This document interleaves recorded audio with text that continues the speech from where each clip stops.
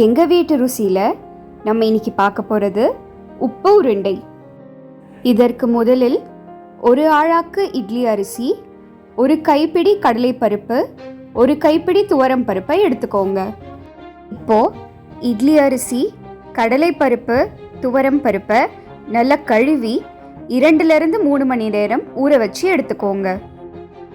இப்போது ஊற வச்ச அரிசி, கடலைப்பருப்பு, துவரம் பருப்பை ஒரு மிக்ஸி ஜாருக்கு மாற்றி இதன் கூடவே சிறிதளவு கல்லுப்பு, கொஞ்சம் தண்ணீர் சேர்த்து கொரகொரப்பாக அரைச்சி எடுத்துக்கோங்க. உப்பு உருண்டையோட தாளிப்பு பண்ணுறதுக்கு கடுகு, உளுந்து, கடலைப்பருப்பு, சீரகம், காய்ந்த மிளகாய், திருவின தேங்காய், திருவின இஞ்சி, பெருங்காயம், கருவேப்பிலை, இடித்த மிளகு இதெல்லாம் தேவையான பொருட்கள். இப்போ ஒரு கடாயில் எண்ணெய் சேர்த்து எண்ணெய் சூடாகினதும் கடுகு, சீரகம், கடலைப்பருப்பு, உளுந்து சேர்த்து நல்லா பொரிய விடுங்க.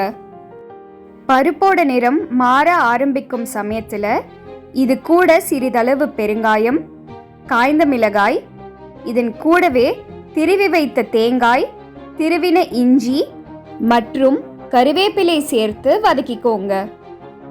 இந்த சமயத்தில் அரைத்து வைத்த அரிசி பருப்பு கலவையை சேர்த்து கூடவே 1 கிளாஸ் தண்ணீர் சேர்த்து நல்லா கைவிடாம கிளறி விடுங்க.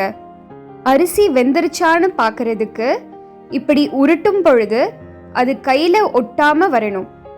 இந்த சமயத்தில் அடுப்பை ஆஃப் பண்ணி கடைசியாக இடித்து வைத்த மிளகை சேர்த்து நல்லா கலந்துக்கோங்க. இப்போ உப்பு உருண்டைகளை உங்களுக்கு தேவையான அளவுகளில் உருட்டி எடுத்து வச்சுக்கோங்க.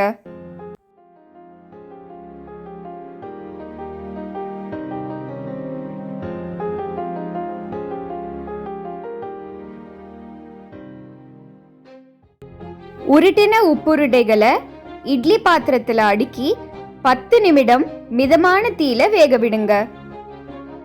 இந்த சமயத்தில் பூண்டு மிளகாய் பொடி தயார் பண்ணிடலாம். அதற்கு சிறிதளவு எண்ணெயை சூடு பண்ணி அதன் கூடவே 3-4 பூண்டு பற்களை இடித்து சேர்த்துக்கோங்க. பூண்டோட நிறம் நல்ல ப்ரௌனாக மாறணும். இந்த சமயத்தில் அடுப்பை ஆஃப் பண்ணிடுங்க. அதன் பிறகு உங்களுக்கு தேவையான அளவு உப்பு, சிறிதளவு மஞ்சள் பொடி சேர்த்துக்கோங்க.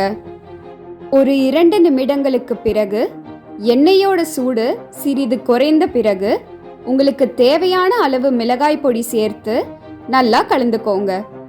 இப்போ நிமிஷங்கள்ல தயாராகிற பூண்டு மிளகாய் பொடி தயார். இப்போ உப்புருண்டைகளும் நல்லா சாஃப்டா வெந்திருக்கும். சூடான உப்புருண்டைகள் பரிமாற தயார்.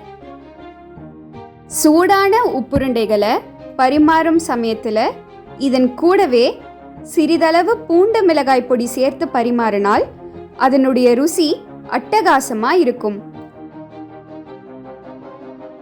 நீங்களும் இதை செஞ்சு சுவைத்து இதனுடைய ருசி உங்களுக்கு எப்படி பிடிச்சிருந்ததுன்னு சொல்லுங்க. உங்களுக்கு எங்களோட சேனல் பிடிச்சிருந்தா லைக் பண்ணுங்க, ஷேர் பண்ணுங்க, சப்ஸ்கிரைப் பண்ணுங்க. இன்னொரு வீடியோவில் சந்திப்போம். தேங்க்யூ.